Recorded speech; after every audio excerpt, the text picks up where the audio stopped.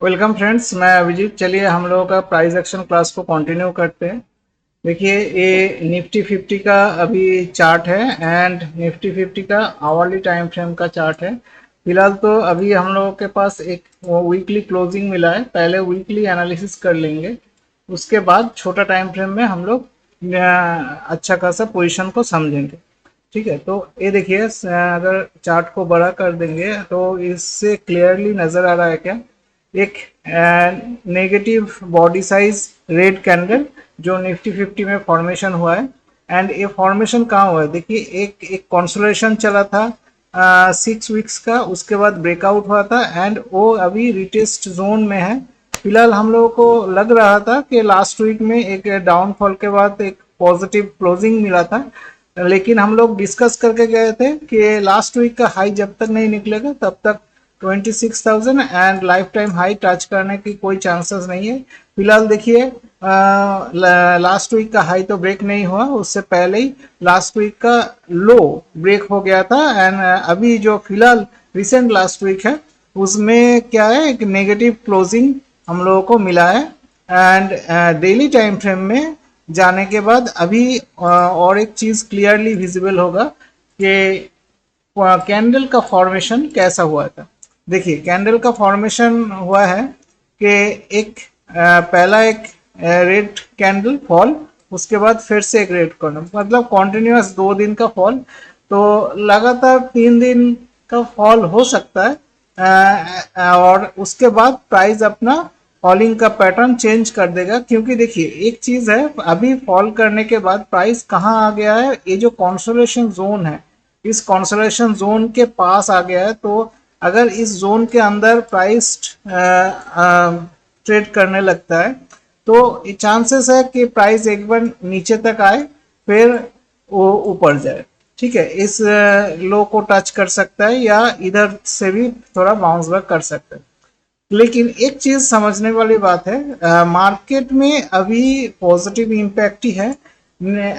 Fall हो रहा है मतलब नेगेटिव हो गया है, मार्केट बियरिशनेस हो गया, ऐसा कुछ नहीं है। क्योंकि देखिए, ये जो कॉन्सोलेशन चला था इतना दिन तक, इस कॉन्सोलेशन का पीछे का बायर्स कौन है, ये जो इन्वर्टेड हैमर कैंडल का बायर्स है, वही बायर्स अभी फिलहाल इधर में बाइंग करके रोक के रखा है।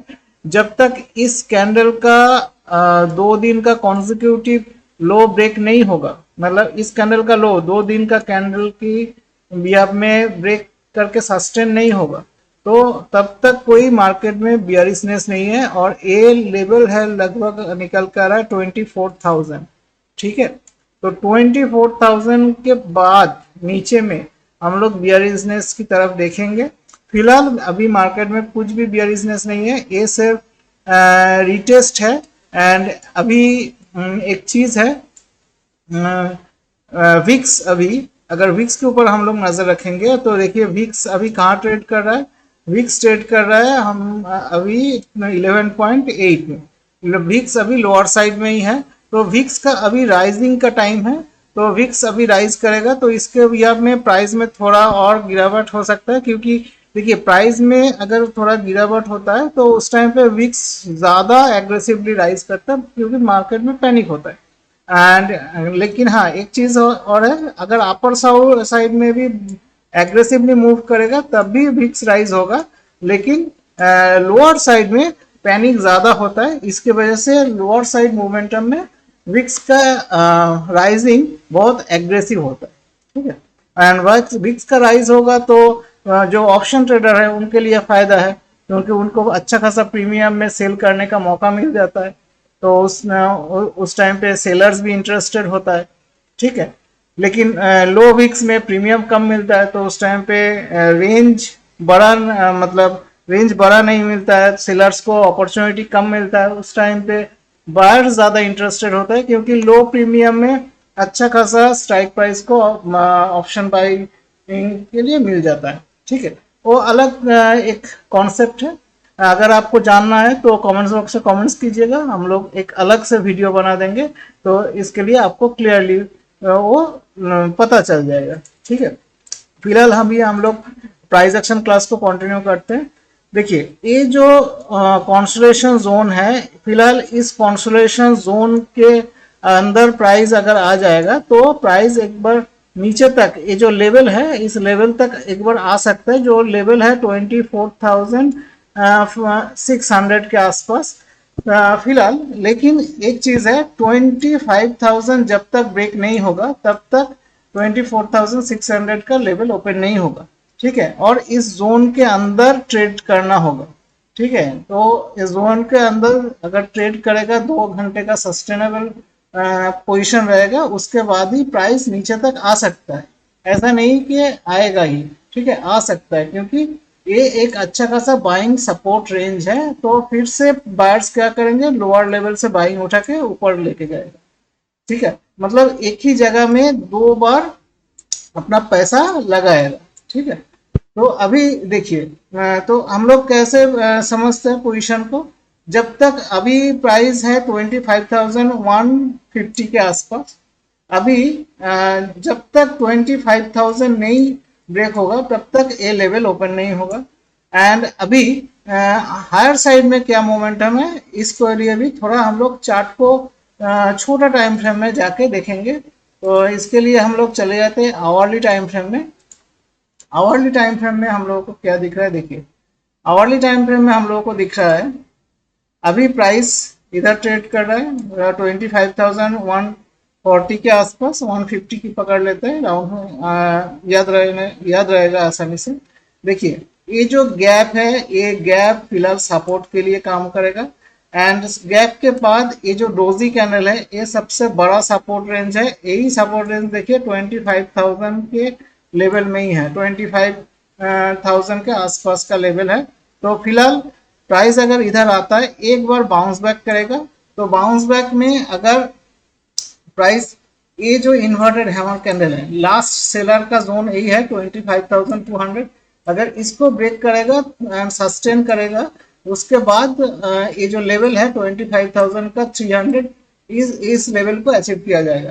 फिलहाल अभी 25,300 एंड 25,500 में मैक्सिमम रेजिस्टेंस है नेक्स्ट वीक के लिए, ठीक है। तो हम लोगों का अभी नेक्स्ट वीक के लिए फिलहाल का जो टारगेट रहेगा कि अगर प्राइस इधर सस्टेन करता है एंड 25,200 लेवल को अचीव करके सस्टेन होता है, इधर रुकता है, तो 25,300, उसके बाद 25,500 का लेवल अचीव हो सकता है। अगर किसी वजह से प्राइस डाउनवर्ड्स मोमेंटम करता है, तो ये जो मार्किंग है ना, इस रोजी कैंडल को हाई एंड लो को मार्क कर लीजिए, इधर से एक बाउंस बैक मिलेगा। अगर बाउंस बैक के बाद सस्टेन नहीं होता है, इधर हाई तक पहुंचने से पहले ही उधर अगर लो ब्रेक हो जाता है, ठीक है, तो इस कॉन्सेप्ट को थोड़ा समझ लीजिए, इसको मार्क करके रखना है। अगर प्राइस इधर तक आए फिर ऊपर जाए, इस हाई तक अगर पहुंचने से पहले ही, ठीक है, अगर प्राइस इस लो को ब्रेक कर देता है, तो मान के रखिए कि ये जो ब्रेकडाउन है, ब्रेकडाउन अभी सक्सेसफुली लोअर साइड में जाएगा। तो उस टाइम पे पहला लेवल होगा 24,800 का, ठीक है। 24,800 का लेवल अगर टूट जाएगा, तो उसके बाद 24,500 का लेवल इजीली अचीवेबल हो जाएगा, ठीक है। तो ये रहा lower side and upper side एक ट्रेड प्लान, नहीं, ये एक लेसन्स है, ठीक है। तो इसके बिहाफ में आप प्राइस एक्शन को सीख सकते हैं। तो नेक्स्ट वीक को क्या चार्ट मोमेंटम होता है, कैसे प्राइस मूव करता है, इसको थोड़ा ऑब्जर्व कीजिएगा। तो और इस वीडियो को अच्छे से देखिएगा, तो इससे आपको क्लैरिटी मिलेगा कि प्राइस कैसे मूव करता है एंड एनालिसिस कैसे होता है, ठीक है। तो फिलहाल ये रहा निफ्टी 50 का प्राइस एक्शन एनालिसिस। अभी चले जाएंगे हम लोग बैंक निफ्टी में। बैंक निफ्टी में हम लोगों को दिख रहा है क्या, वो थोड़ा देख लेते हैं। देखिए बैंक निफ्टी में पहले वीकली टाइम फ्रेम को देखेंगे। वीकली टाइम फ्रेम में हम लोगों को क्या दिख रहा है उसको थोड़ा देखिए। वीकली टाइम फ्रेम में देखिए एक पॉजिटिव ग्रीन कैंडल के बाद जो फॉल हुआ है, एक इन्वर्टेड हैमर कैंडल का फॉल है। एंड लास्ट वीक में एक रेड कैंडल हुआ था, लेकिन एक हैमर कैंडल के पैटर्न में हुआ था। फिलहाल उसका लोअर वीक छोटा था, लेकिन अभी रिसेंट जो पास्ट है, लास्ट वीक है, उसमें अपर वीक बड़ा है एंड लोअर विक कम है, तो ये एक इन्वर्टेड हैमर कैंडल है। एंड हैमर कैंडल में अभी क्लोजिंग मिला है 56,754, ठीक है। तो अभी अगर छोटा टाइम फ्रेम में हम लोग जाके देखेंगे, डेली टाइम फ्रेम में, उससे पहले एक चीज देखिए, ये दो इन्वर्टेड हैमर कैंडल है। हैमर कैंडल का हाई ब्रेक हुआ था, हाई ब्रेक होने के बाद सस्टेन नहीं हुआ, फिर इसके अंदर आ गया, फिर उसके बाद फिर से वो हाई ब्रेक होके एंड इधर प्राइस, मतलब ये ब्रेकआउट सक्सेसफुली हो गया है। अभी ब्रेकआउट का सिर्फ वैलिडेशन या रिटेस्ट हो रहा है, ठीक है। इधर प्राइस अभी और एक दो सप्ताह गुजर सकता है, ऐसा नहीं कि प्राइस में एक्सट्रीम नेगेटिविटी है, प्राइस नीचे गिर जाएगा, ऐसा कुछ सिनेरियो नहीं है, ठीक है। तो ये रहा पहला कॉन्सेप्ट। एंड दूसरा है, हम लोग अगर डेली टाइम फ्रेम में जाके देखेंगे, तो डेली टाइम फ्रेम में देखिए क्या दिख रहा है।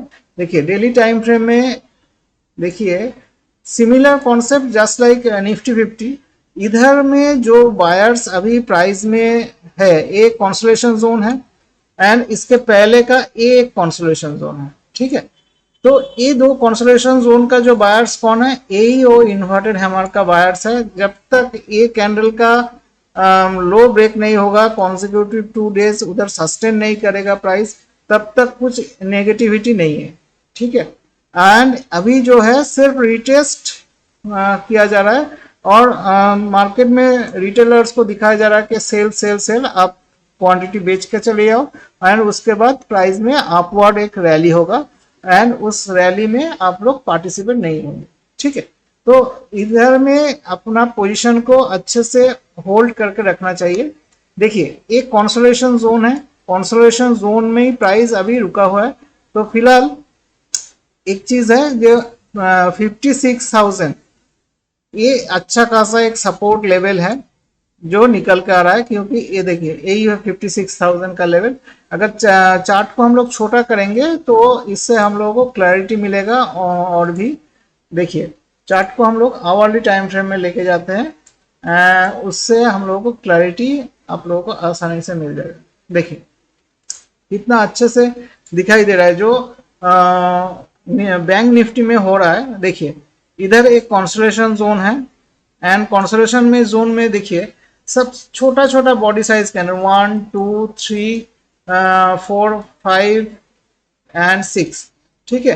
तो ये जो कॉन्सोलेशन हुआ है इतना आवर का, इधर में क्या बायर सेलर्स बहुत फाइट कर चुका है एंड उसके बाद बायर्स ने जीत हासिल किया। तो इधर में जो ब्लॉक ऑर्डर्स है उसी ब्लॉक ऑर्डर्स में पहला रीटेस्ट हुआ, उसके बाद थोड़ा सा अभी इस पोजीशन को रोक के रखा है। तो जो सपोर्ट्स पहले काम कर चुका है वो सपोर्ट्स जब तक ब्रेक नहीं होगा तब तक कुछ नेगेटिविटी नहीं है, ठीक है। नेगेटिविटी मतलब छोटा टाइम फ्रेम के लिए कि छोटा छोटा लेवल्स अचीव किया जाएगा।